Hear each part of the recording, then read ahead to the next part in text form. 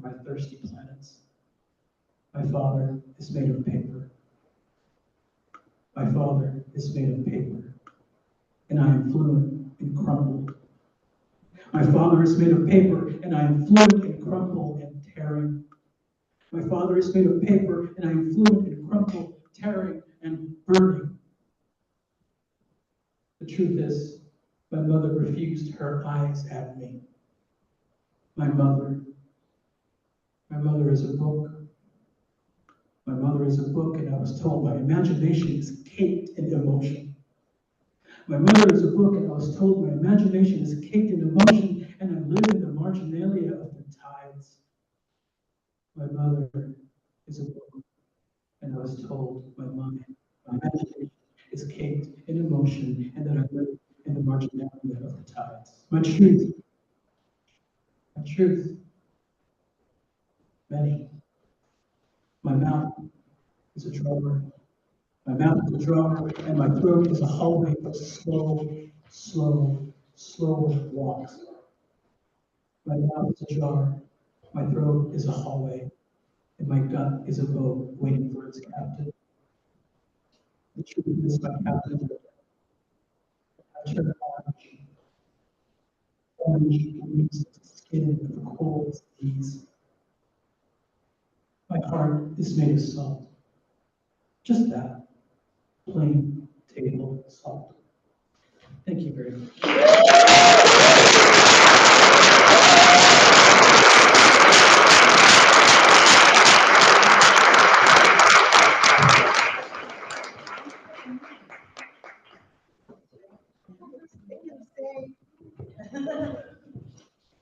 Whoa.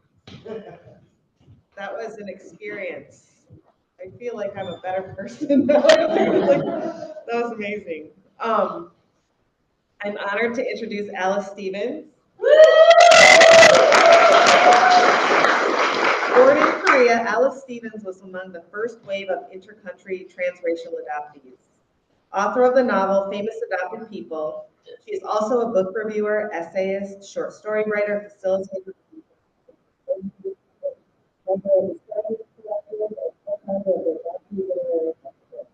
adopted into a progressive white family, she grew up with books and aspired to be a writer from an early age. While she's still searching for her Korean mother, she found her birth father's family through DNA and was thrilled to discover she is also of Mexican heritage. She loves hanging out with family, travel, doodles, swimming, the adopted community, and walking her beloved dog, Nari, who is also adopted.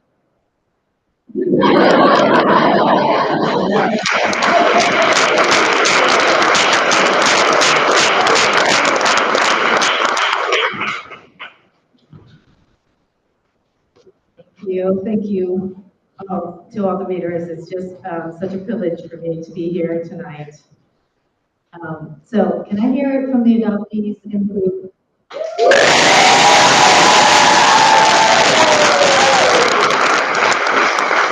Can I hear it from the BIPOC adoptees in the group?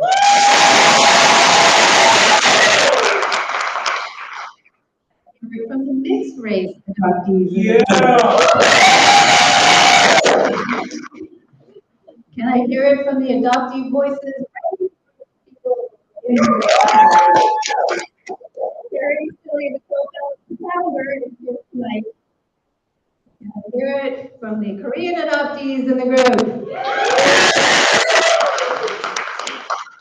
Fucking 200,000 of us and more, and that's all you can do. Come on, that's it.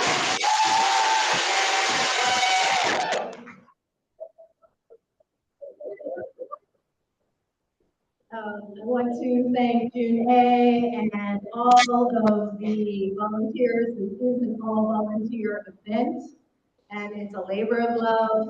And it's been a year in the making, and the event is, just beyond my expectations. My heart is so full right now. So thank you. I also wanted to give a shout out to my ASS, Rebecca Kimmel, who has done so much for the CAD community, for people who are searching for their birth families. Check out her website, paperslip.org, if you're a Korean adoptee. a lot of valuable information there. Thank you, Rebecca. It's really great to be in Portland. I lived here from 1997 to 2001. Portland is where I saw Prince as the Arlene Schnitzer Culture Hall, which is like not much bigger than this. So that was a really great experience. It was also where I was born in the Adventist Hospital up in the Southeast. And a few years later, I got married to the father of my second son in the backyard of our house, Southeast Portland. It's also been the site of a lot of adoptee milestones for me. First started looking for my grandmother when I was in Portland. I wrote to Welcome House, which is my adoption agency, for help, and they said yes, pay $500.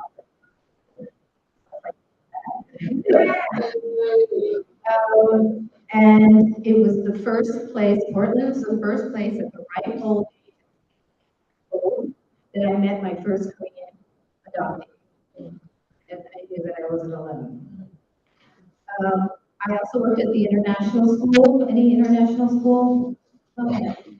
That was where I first found out that transracial adoption was actually a thing, because there were a couple of transracial adoptees who were there, students. And again, this is in my late 20s.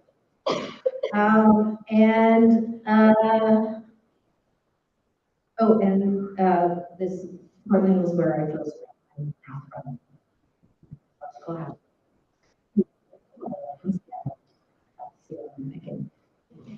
So there's this great synchronicity for me to be here in Portland. And I'd also like to acknowledge that we would not be here tonight without the work of other adoptees who have, for many decades, been doing the work for us.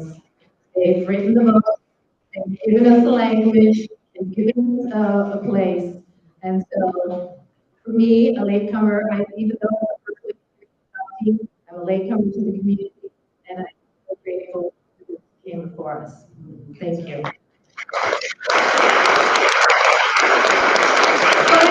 Thank you to everybody here.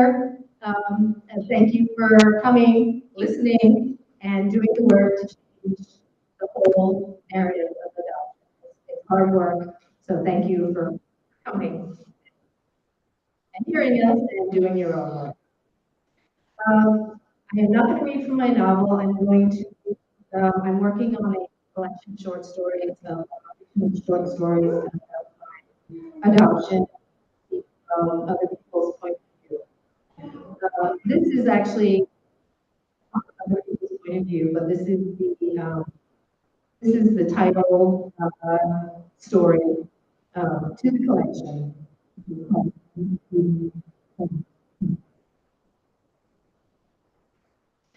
I began as a kid, pliant and tender as freshly risen dough, separated from my mother at 2 weeks, put in the care of a stranger who looks after me for money and keeps me quiet and swallowed so I cannot move, so I stay in one place. Stranger only holds me at feet forcing a rubber nipple past my trembling bed. It is then that she starts to come out. While I insist on crying out against profound loss, pain, and neglect, she prioritizing the mother's comfort, keeping quiet and compliant. It is only for our protection. The less we cry, the less rough the woman is. After 9 long months, we leave the foster mother and our birth plan and our birth for a forever family in the U.S., where she is given the name Alice.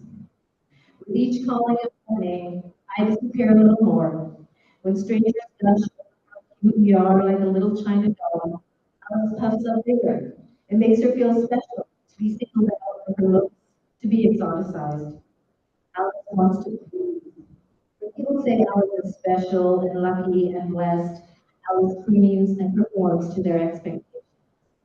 I can't blame her. It's how we survived the brutal barrage of questions and comments that cut away at her dignity, self-esteem, and every efforts. Why did you really?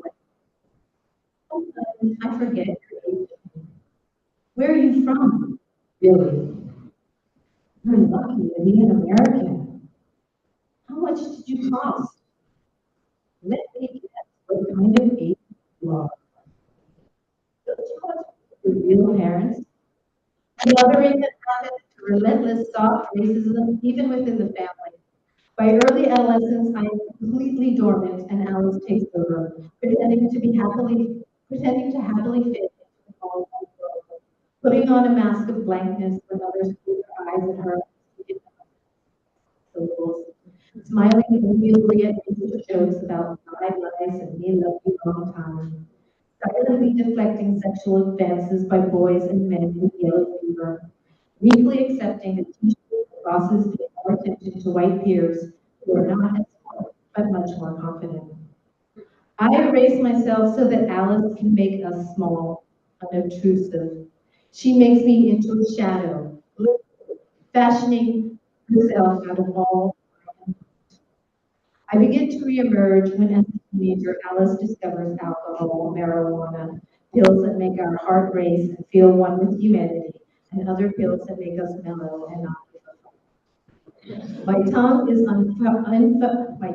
unfettered for the first time since the bifurcation, since before our cleaving into two. The one who tries to pass as white, and the one who knows, the one who craves romantic love, and the one who is really lover. The one who is silenced, and the one who fills page after page with her rage. The one who cuts herself with razor blade, and the one who rubs her skin with scented lotion. The one who takes, and the one who gives. The one who does the living, and the one who is almost dead. When it's creative, Alice lets me out. I make up stories. The crazier the better. Alice is a runway model in Paris. Believable because she's not close-up model flawless, but has the body of an adolescent with a thigh gap and the delicate headlocks of a prized racehorse. Alice's father is a CIA agent who occasionally involves her in his spycraft. Not too prosperous, as we live in a prosperous suburb of DC, heavily populated with people. Alice has recurring bouts of malaria that leave her bedridden and feverish. Credible due to 6 years living in Africa, never mind that it was in a malaria-free country, Americans will know that Africa has countries. I spin these stories to shield her, to forestall the inevitable interrogation, the who, what, where, how, why of Alice. The perfect strangers feel entitled to know, followed by their smug benediction of her life. I lie to make Alice unknowable to others, because if she's unknowable, she can't be rejected. Shattered into pieces, I tell a story for each shard of Alice, each broken sliver. In adulthood, Alice carries us through unfulfilling jobs, a punishing marriage, the challenges of child rearing, having never had a relationship with a biological relative, social relationships being sucked around and used, constant gaslighting from everyone. I have almost never let off my very short leash, and when I am, it only seems to increase Alice's heartache. But Alice is ambitious. She wants to be a writer. And she gets stories out of the page, stories featuring white people doing white things. It isn't until middle age that I rouse like Sleeping Beauty from my poison slumber and recognize that Alice is slowly throttling us into extinction. While means being dominant, she is unwilling to give up on the tactics that ensure survival. The only time Alice lets me come out is when she wants me to tell a story to feed her ambition. And Alice seeds to me, and I seed from her. With each fresh revelation on the page, Alice comes to understand that she is the interloper and not I.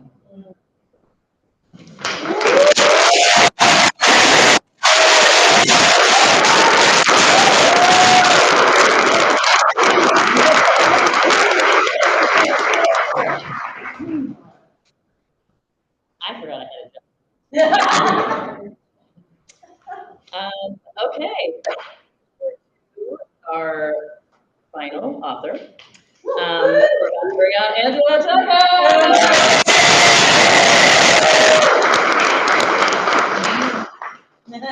So, Angela, she, her, is a Black woman adopted from foster care to white parents.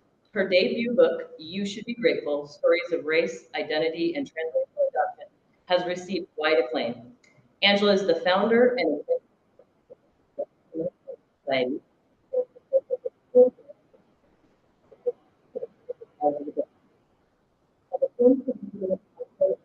Commentator. Angela has appeared on CNN, Al Jazeera, The Red in The New Yorker, and has contributed to renowned fiction work, including Broadway's Jagged Little Pill and NBC's hit show This Is Us. Angela is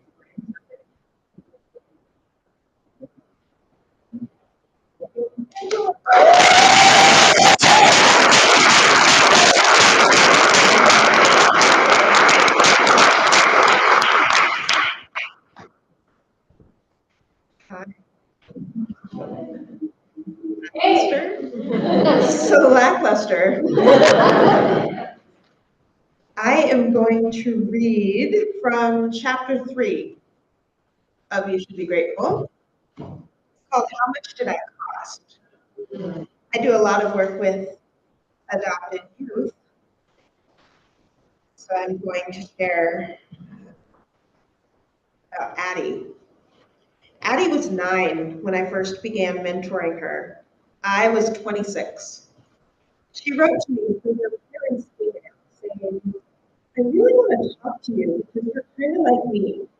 You are brown and grew up with white parents, and you were adopted from foster care.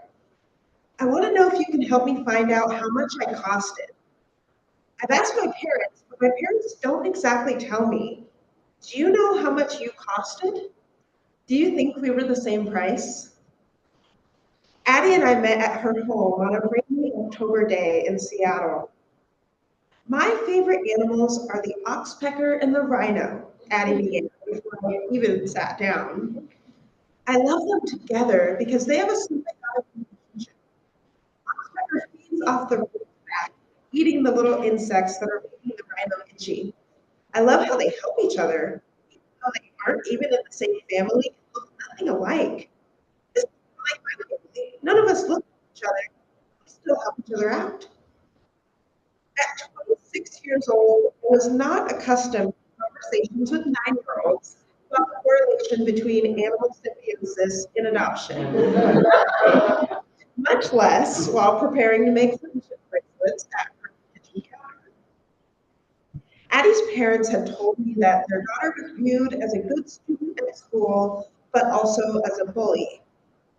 I experienced some of this shortly after we began our session, when she rolled her eyes at me after I admitted that I didn't know much about oxpeckers or rhinos. She lectured me in an exasperated tone before continuing her story, describing the ways in which she is similar to the oxpecker. I'm brown, and I feel like I'm always just picking off invisible scabs of my parents. She told me about how oxpeckers are really thought of as parasites because they feed on the blood of the rhinos. And when they suck the blood of the rhino, they make new scabs that will get infected with new parasites. I feed off my parents. Like, they give me everything I need to stay alive, but it sometimes seems like I'm also infecting them with new scabs. I was admittedly dumbfounded by the impressive analogy.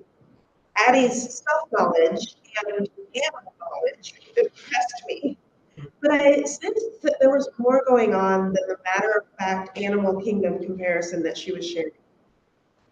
I dug a bit deeper and asked why she'd considered the oxpecker her favorite animal. After all, she told me about how irritating it is to the rhino.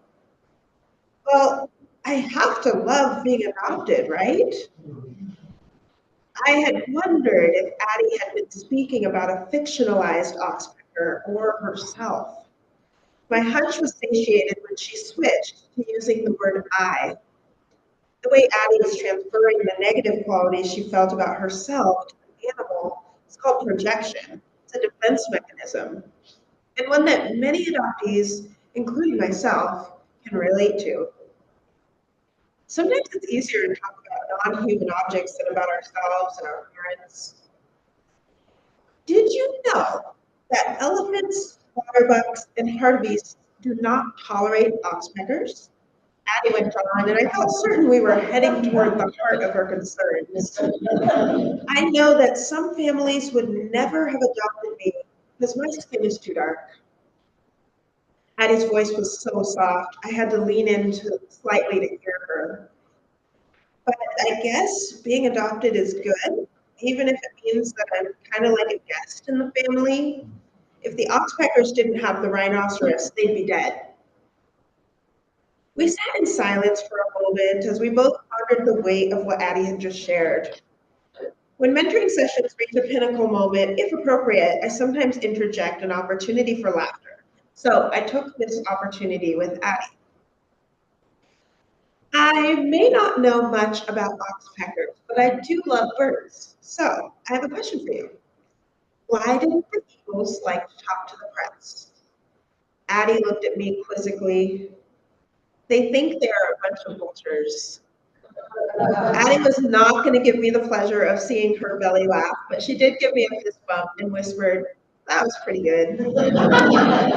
Together, we placed one brightly colored string over another, braiding our bracelets while sitting comfortably in shared silence. I allowed my brain to marvel at Addie's deep insight and how she was already hitting on some of the deepest, most difficult issues related to transracial adoptions. Many adult adoptees barely know how to name the uncertainty of belonging within an adopted family, let alone turning it into a sub-Saharan metaphor. Even in loving families like Addie's, adoptees can sometimes feel like guests or outsiders. They may feel an ongoing obligation to be constantly grateful to their adopted parents. And of particular significance for Addie and me, they may view white babies as less for adoption than white babies. Addie was unfortunately right. White babies have a higher market value than brown-skinned children. In 2010, researchers at the Center for Economic Policy Research found that a non-Black baby is 7 times more likely to, quote, attract the interest and attention of potential adoptive parents than an African American baby. The researchers obtained data from Adopt US Kids, an adoption organization that operates similarly to Zillow from Hawaii. Adopt US Kids and other adoption photo listing websites allow potential adoptive parents to filter the attributes of adoptable children by race, gender, and the cost of finalizing the adoption. Researchers examined that data to see which children by race were of greatest interest to prospective adoptive parents.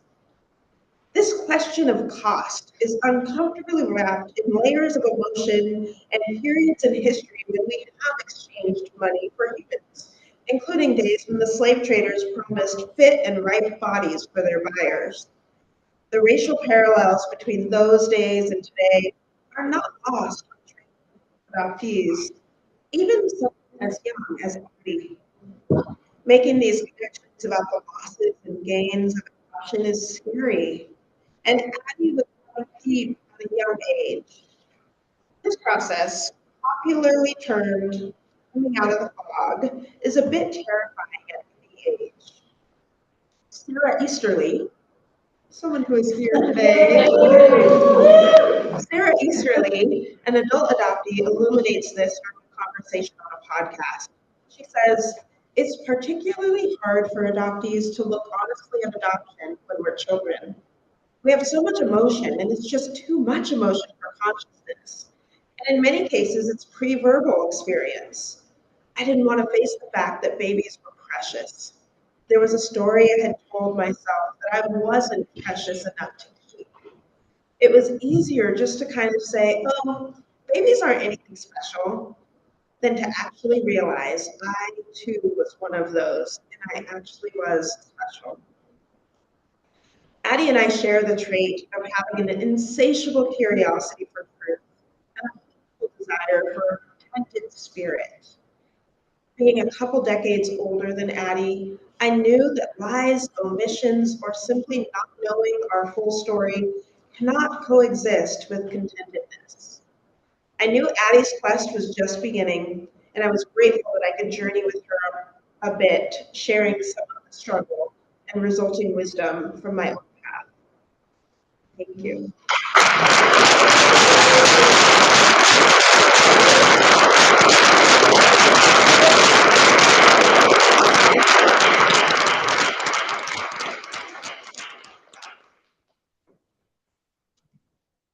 Give another round of applause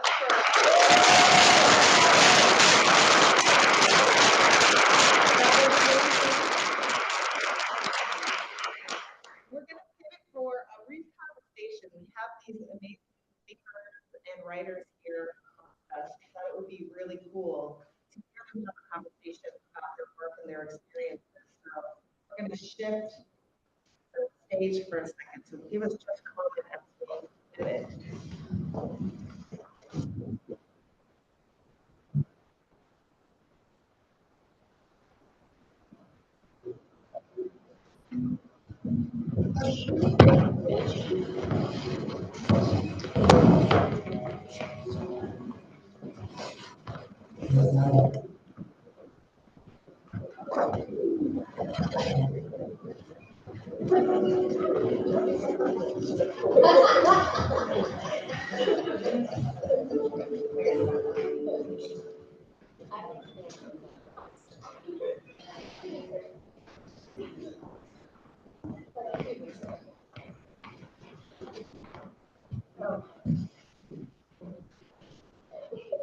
Great. Yeah, can you hear me? Yes. Yes. Again, it's such a privilege to be on the stage with these talented, fearless people who are doing work to really change the narrative of adoption, which is all of our goals. So now we're just going to have a little discussion to about what it's like to be an adoptee writer. So, first question is, why do you write about adoption? What are the challenges and your wins?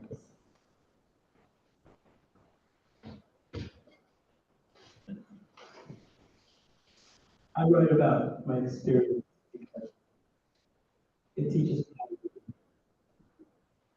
That's one. Challenges. I'm constantly worried about communicating properly. Different languages. And I can't pick one that I feel like I have.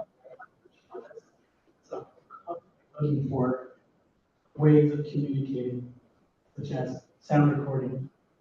Like the sound of this river is how I feel about this sound of people walking down the street is how I feel about this piece of my adoption story. So those are one of the challenges. I have to just work with that. I think that the benefit of it is, again, getting to know other people and eventually finding the right people. Because I feel like I've just been doing this by myself, explaining to other people about my experience, having these discussion panels. So now I've reached my people. This is the good piece of it, you know? And I wanted to share that. I don't think I'll be the same person after this. So hopefully that's something that will motivate other people to know that think about what's happening here. After this event, also drink a big tall glass of water because you also did a lot of work by listening. So, I'll share a challenge.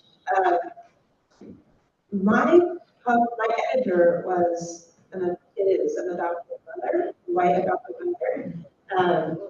Maybe she's watching. And early on, when my agent helped me find vegan press, we had this conversation because my editor, Helen, her whole career,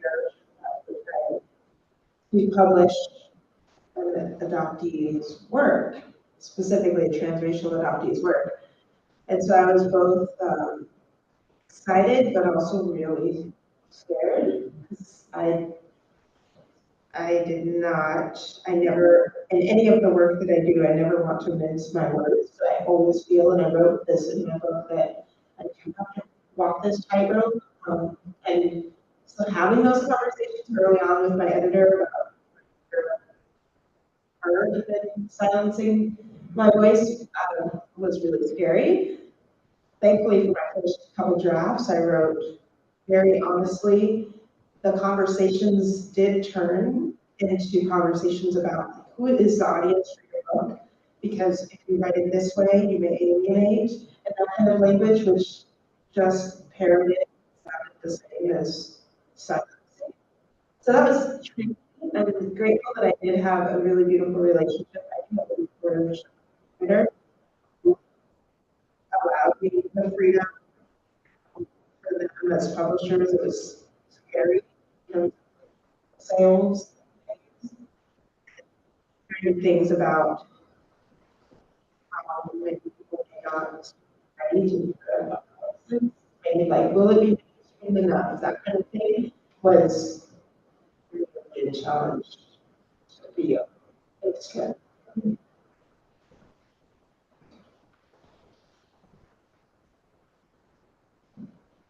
Yeah, I mean, people will ask me plenty of times, like, why do you write? Why do you write what you write? And I say, it's an annoying answer, but it's the truth, which is like, I don't know. I mean, that is the truest answer that I can give. But as long as I've been able to read, I've been writing. So it's just a part of how it makes sense of my life. And even more so, I think, than being a Black woman, which is to say a lot, because that's a huge part of my identity, is being a transracial adoptee. That more than any other aspect of my experience and identity shapes my experience as a human being. And that's what good art, good writing does. It poses what does it mean to be a human being right here? Um, that's what we have to think about, you know, and regardless of, you know, how anybody else may or may not feel like, oh, even we can get published, you know, like, we have to tell the truth. That's our first allegiance. Yeah.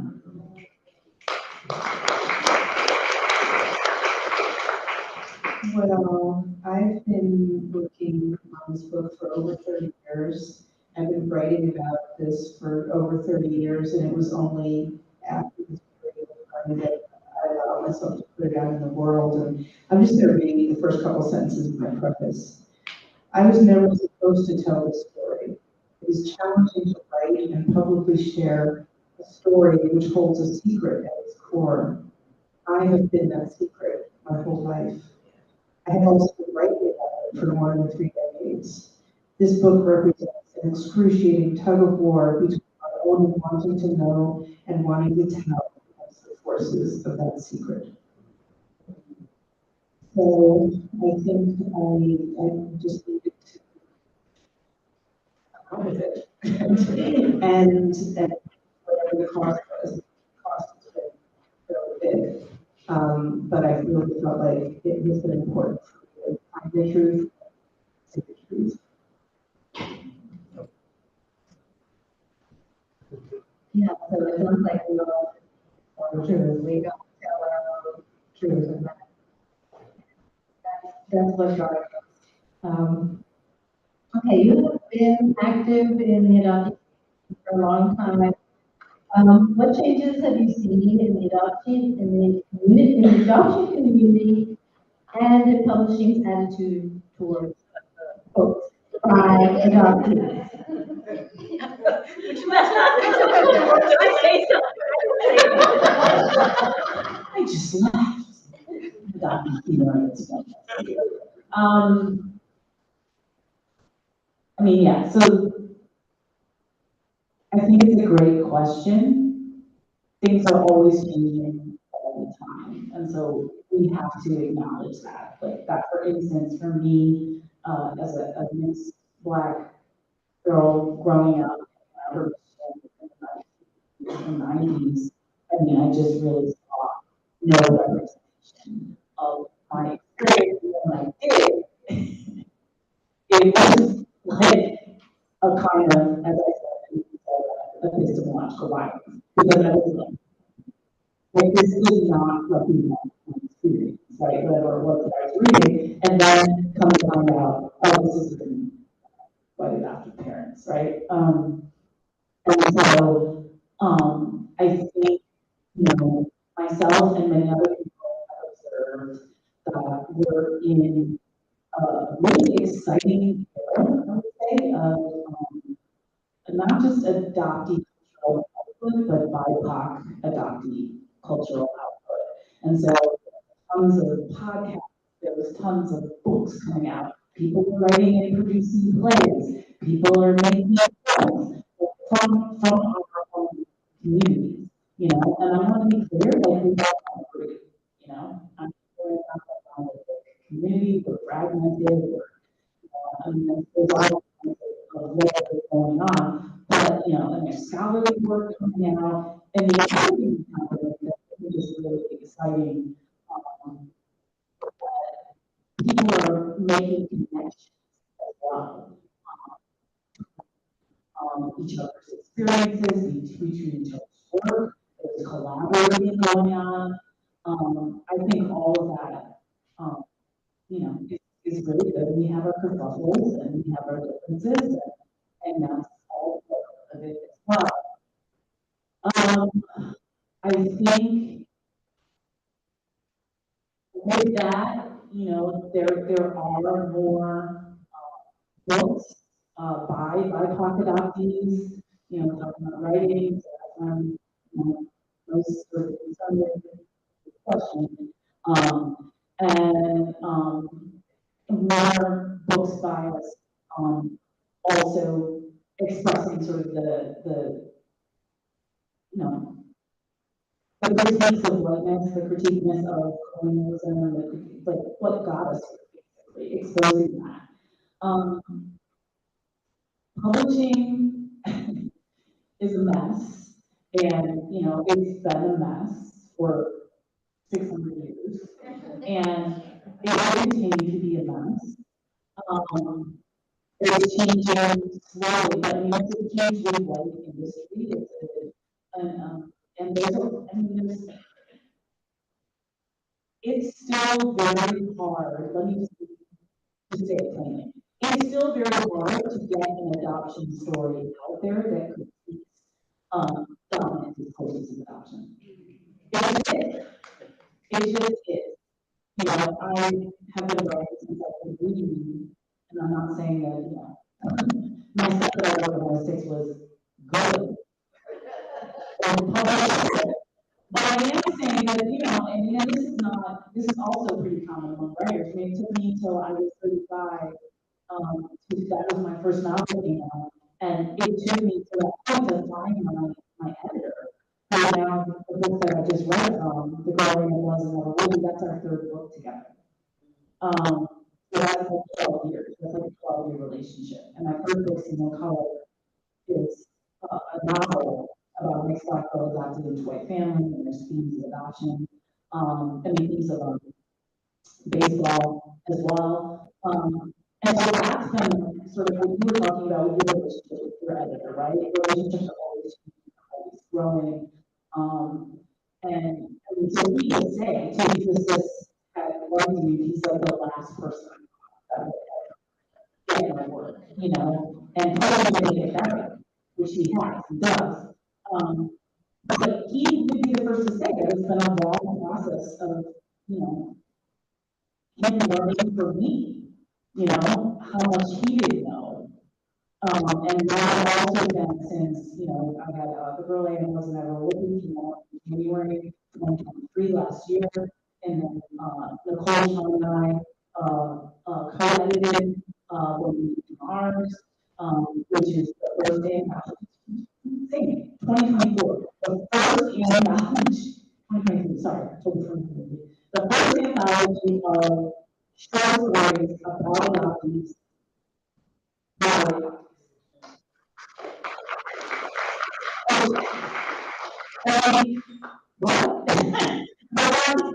That's it, right? That's really where we've been at. And then I talked to somebody, recently who, has a memoir and sent it out to all, she's got an agent, agent sent it out to all its publishers, and 23 of them were like, this is terrible, but I don't know how to market this. I'm creating adoptee. And then some ended up being white adoptive mothers that are like, this is beautiful writing, and why is this person so angry? $19 are never going to do it this way.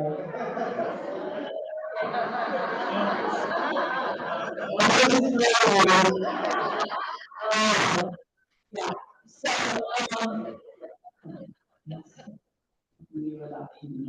So, and so, I was talking to my friend whose book came out in, I think, 2018, who's also a BIPOC adoptee. Her response was, 10 years ago, when I was querying agents, they were telling me this, and publishers and editors. So it's empowering to hear that, right? But still, in the end, there are people. You can find your people. People tell me all the time, and I'm not trying to, but why don't just, the Prince is the highest award for high literature, why don't you be in the world?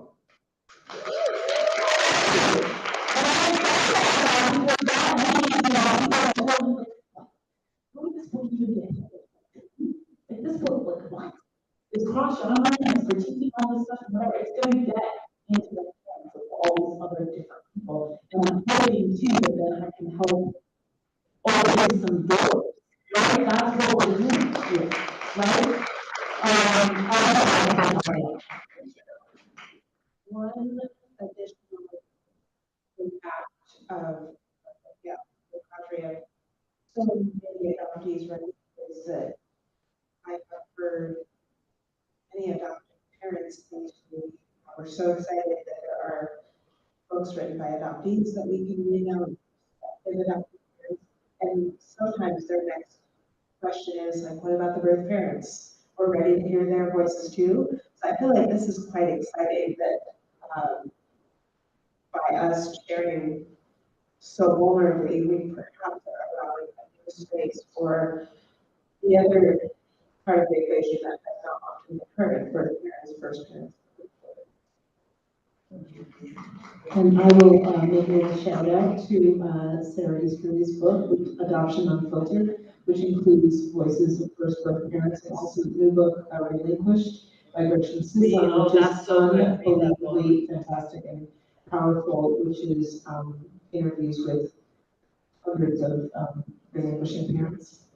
Very important to get those voices out.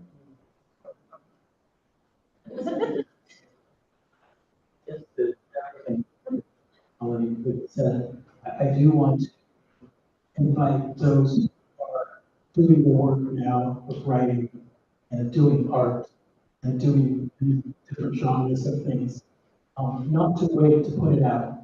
Yeah. Don't try to figure this voice, style, dance, whatever it is, put it out there. I think this is the opportunity for all adult people is saying, we're going to create another genre.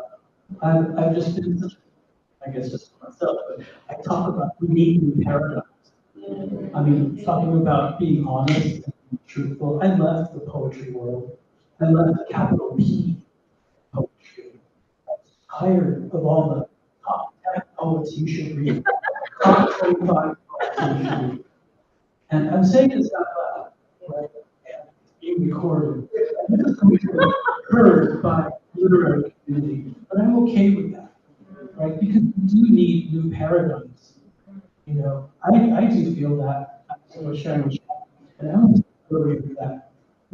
I guess I can only speak to what I'm doing in poetry, that's right, and I'm doing a what if it's not a book that should be centered on? What if it's just audio? Your raw voice of this was happening. Like, a poem doesn't need to be in stanzas. A poem doesn't need to be an epic. You know, a poem is one word. I've done mistakes in the past where I'll share a poem by Anna Squire, where the poem's called Wind. Project image. The title, Wind, author, it's a blank page. Where's that genre? Where's the genre for just one page? Oh, two. So that's an opportunity for our community to discover how else, alongside books, what other things can be elevated and other have been thought of, I don't know, but just that. Yeah.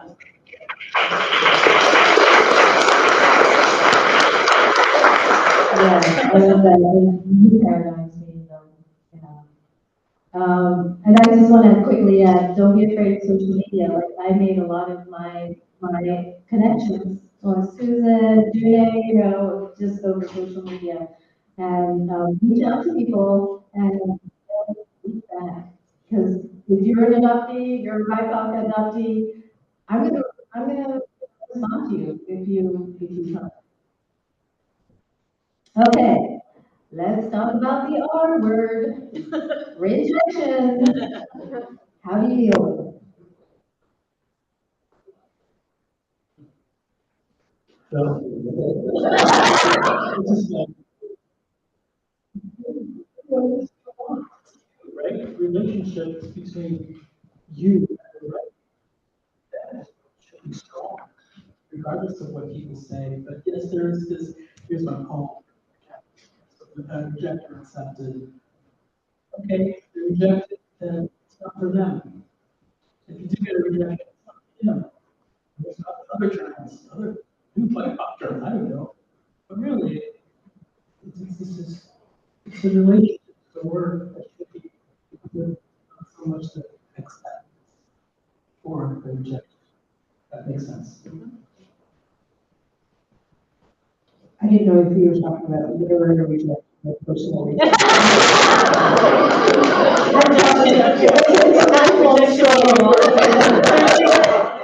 I'm probably not literary. Oh, so those are why you go on for hours.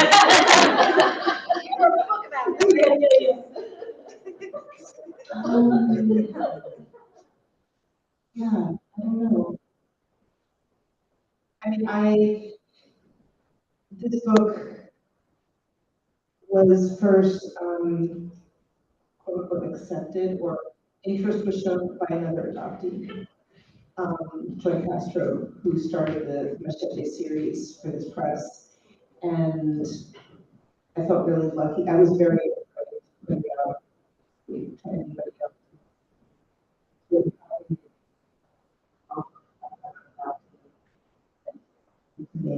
And some people were like, you should go for a bigger press. You should go and try to get, you know, a bigger publisher and more money. And I was like, you know, I feel like this is the home that I want for it. And I didn't want to set myself up for rejection from someone who doesn't even understand the book or the story, and the fact that Joy understood it and saw it and recognized it really meant everything to me.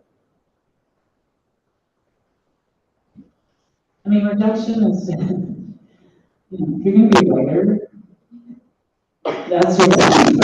Yeah, I always say it. It's like, I always say it's bad, like it's not most of my 30s, just, I mean, I'm on the precipice of rejection, you know? And I'm not gonna say it was painful, it is painful, but at the same time, it does become, kind of like what Sam was saying, be very, very clear about what's important when you're dealing with that a lot, right? And my best friend and I, he's just as good a writer as I am. She's been writing as long as I have. She doesn't have a book yet. I have all these, it's like, and there's some things that you can control. And we always say, you go back to the reason why you started writing in the first place. And it wasn't to get published. And the problem is, with it never ends, right? After you get published, if you want to, then people read your published book. Then people to like your published book. And then like little stars and stuff, right? Like you're a hero. And then, oh, I got a star review from, Booklist. Oh, really? I got one from Crickets. Oh, I didn't get one from Crickets. Why did she get one and I didn't get one? And then, how human nature is, we're all humans, right? And then it's, oh, I want to get this award. I want to publish this. It literally never ends. It never ends. So at a certain point, I just feel like we have to do the work despite all that. That's just like noise. And again, I'm not saying that it doesn't affect us, or that like, oh, I'm somehow like whatever. Like, I just got like whatever. I was like you've gotten a lot this year. Take a fucking seat. Bitch, you're fine. I mean, perspective is everything, right? Like, yeah. I mean, it really is, right? And so, I just feel like, and also too, I think social media is good, but one thing that we do with writers is like our bios, right? You list all these, I got this, award, and I published this, but we don't list the 95% of stuff that we didn't get. We only list the 5% that we did get. So then that makes other people, oh, well, she's getting all this other stuff. So that can be misleading. Yeah, you gotta focus.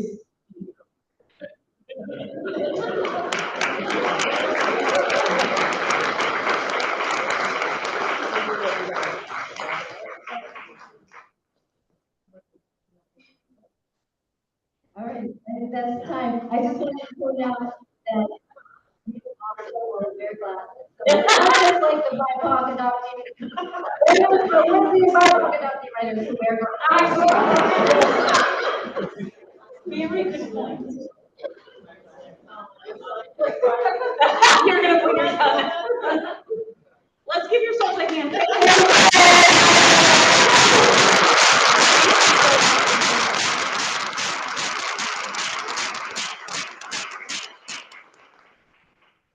How about another round of applause for our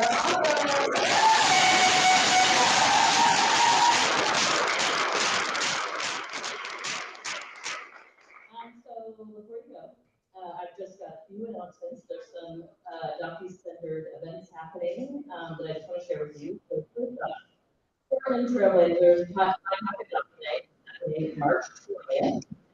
Come see the business take on the LA Clippers and support Voices, a BIPOC adoptee community organization. Check out the flyers in the lobby for a special link to purchase the tickets. I hope you guys $40 and two prices, totally affordable, will be super fun. Come support us.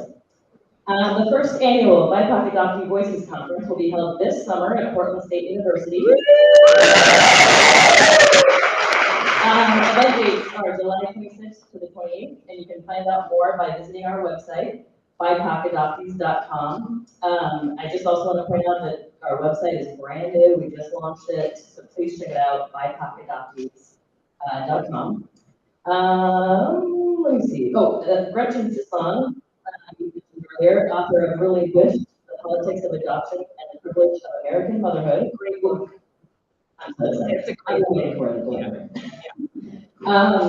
She'll be in conversation with Andy Zeiler at Owl Cities of Books on March 27th at 7 p.m. Also want to shout out the PBX Queer 8 social media, which is co-organized. They have an ongoing meetup going. Their next meetup will be March 22nd at Excellent Bar, 8 to 10 p.m. And you can check out their IG at PBX Queer Social Meetup. Yes, on IG. I think that's it for me. Yes. Yeah. Thanks.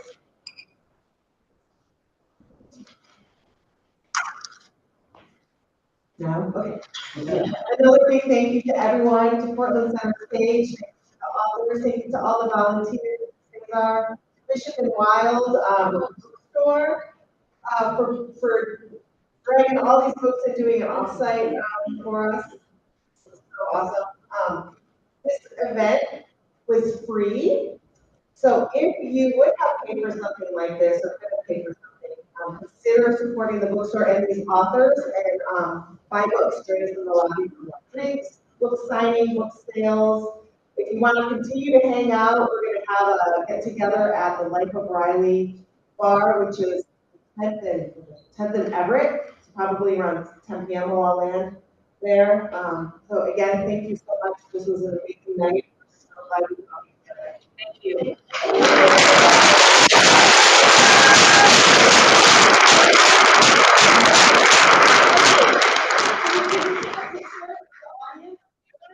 Yeah, can you take a picture of y'all?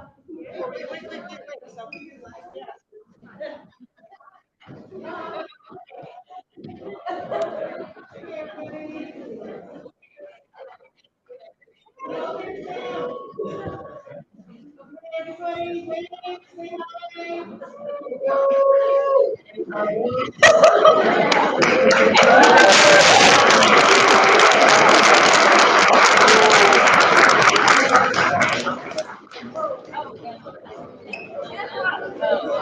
hi.